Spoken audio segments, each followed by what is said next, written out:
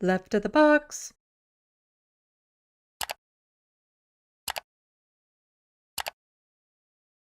I just can't wrap my head around their thinking. Like, my only hope beyond hope is that they live in such a tightly controlled bubble that they really have no idea what's happening.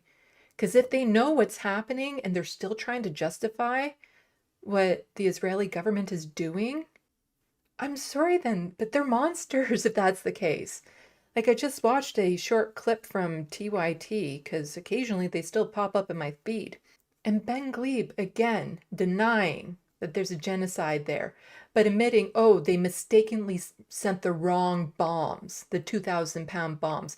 That was a mistake. They didn't mean to send those ones. And like, what can you do when they're so packed together? You have to get rid of Hamas, but there's going to be civilian casualties, not much you can do. So for him, because he seems to be a little concerned, I guess, that people who know him, who know his heart, would still think of him poorly because of his stances on Israel, what Israel is doing. And I'm just like, are you kidding me? Like, I don't know. Do people actually, why don't I actually just show that clip so people know what I'm talking about? You know, the idea that Ben is upset that people seem to not understand his heart and how pure it is. When he's still trying to dismiss and justify what the Israeli government is doing. It is just, he's the worst person. Now, there's a critical comment. It is what it is. Deanne Loso says, I'm sorry I had to turn off the show because I can't stand to watch one of the hosts defend genocide. I understand that Ben has strong feelings on this issue, but saying it's the price of war is unjustifiable. Look, I understand what you're saying, Deanne. I think I've called it that. Having said that, we have to hear each other out. No, we don't. Okay? We don't. Genocide deniers do not need to be heard out. That is not a perspective on the left. Okay, you don't need to be putting that on the largest progressive platform online. Because at this point, there is no way around it. It is genocide. To the letter, to the description, everything. They're being taken to the International Court of Justice because of it. South Africa has taken them to court because of it. America is complicit in helping them with it. Okay, this isn't a both sides thing. There is no both sides to genocide. You think that it's a genocide. Ben doesn't think that. So they don't shut it off. I know, look, sometimes it's tough dealing with people yelling, and I'm the #1 culprit of that, okay? But please try to bear through it so that you can get both sides of the issue, then come to your conclusion. No, I'm not going to bear through, although I'm going to be showing the clip. I don't feel it necessary to bear through somebody who is denying a blatant act of genocide. It's over 22,000 people killed. Okay? Like, there's no justification for that. And the conditions and everything and the moving of over 1 million people, and like, what is the likely outcome in the next few months for the people living there who have no access to food and water and medicine and electricity? Like, what do you think? It's not going to take long at this point for the casualties to start suddenly like shooting up because they can no longer survive the conditions. This is genocide. It's not a both sides thing. It's not like, well, maybe it is. I too want to address one of the comments that was said during the break because it's very important. One viewer said that they had to turn off because they can't stand to see me endorsing a genocide. And then Cenk stood up for me and said, no, please, you have to listen to both sides. And while Cenk has used that word, Ben does not feel it's a genocide, which I don't. But further, I want to make sure it's clear. I pitched the last story about the accidental using of the wrong bombs that killed a lot of people that led to.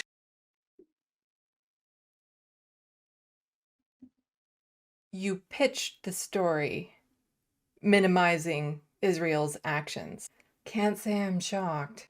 To a very bad painting of the IDF. I wanted that story on the air because it's crucial to me to have both sides of this covered. And I just want to make it clear to all people that have been watching me on TYT for years now, You know my heart. And the most heartbreaking thing for me personally in this whole war has been seeing people who know my heart instantly shut off. If people that are both progressive and see things normally similarly block each other and refuse to have a conversation, how do we expect warring factions on opposite sides of the Middle East to ever?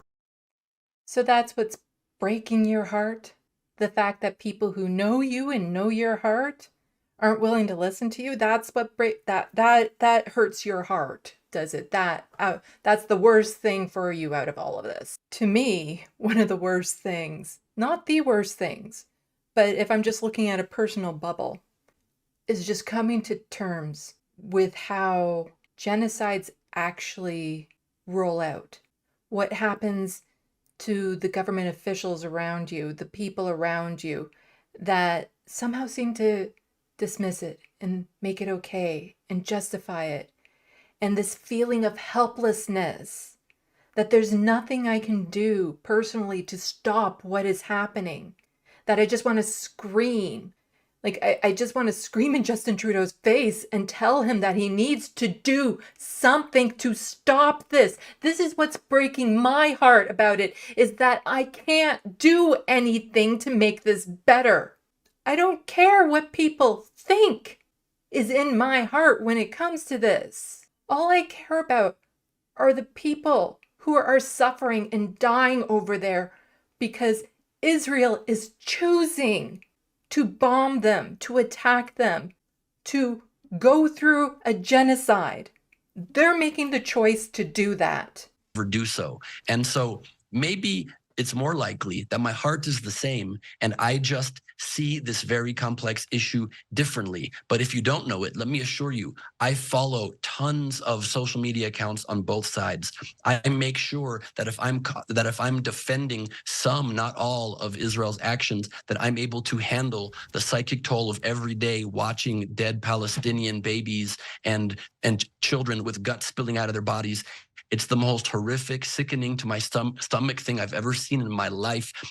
Yeah, it's good to, take care of yourself, take care of your mental health when you're defending some, but not all, of what the IDF is doing. Yeah, it's good to, check in with yourself, make sure you're doing okay. Having to justify all that horror that they're doing, it's important to do that because, you want to make sure that you're healthy enough to continue defending the IDF and what they're doing. Want it to end as soon as possible. We just disagree on how to do it.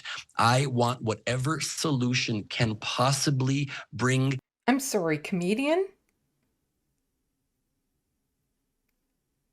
He had one funny joke, one, when talking to Charlie Kirk. That's it. The end of this, as we all acknowledge, terrorist organizations' control over both the Palestinian people and the Israeli people. And I hope that is done in the way that kills the least innocent people humanly possible. I pray that's a permanent ceasefire agreement. I pray that is a peace agreement that comes after that. But of course, when we all three of us on different sides of this issue agree that you can't make peace with monsters that are a terrorist group, that whose goal, as Mondale just eloquently said, was never to liberate the Palestinian people, but instead was to keep power for themselves and in a You see there, he's thinking Hamas, I'm thinking the IDF. Because that statement is applicable to both. Religious, radical, fundamentalist way, annihilate all Jews, that is not a group of people that you can ever deal with. And it is. Also, Hamas isn't saying that once upon a time that was in their charter, that got removed. It was this and that and the other thing. But right now, that is not their goal. That is not on their agenda. And yet they're so upset with the words that Hamas once said instead of the actions that Israel is taking.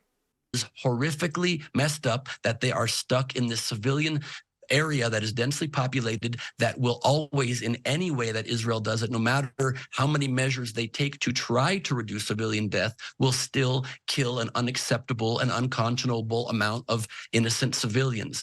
Although we know they're not trying to avoid civilian deaths. We've seen the reports. We've seen footage, dropping bombs on hospitals, leaving babies in incubators to die, shooting men and boys in front of their families, shooting hostages with white flags, bombing refugee camps.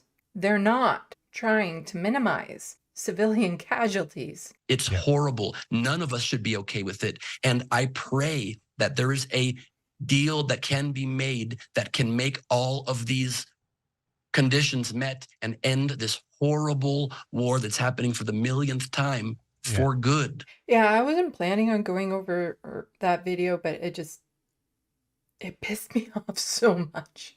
And to think that, Ben is doing well enough to keep his job at TYT and to be a guest co-host, a regular co-host, with takes like that, because he also got supported and all that sort of stuff. It's not like, he had to build up his credibility on Rebel HQ before he could, earn the merit to be on the stage.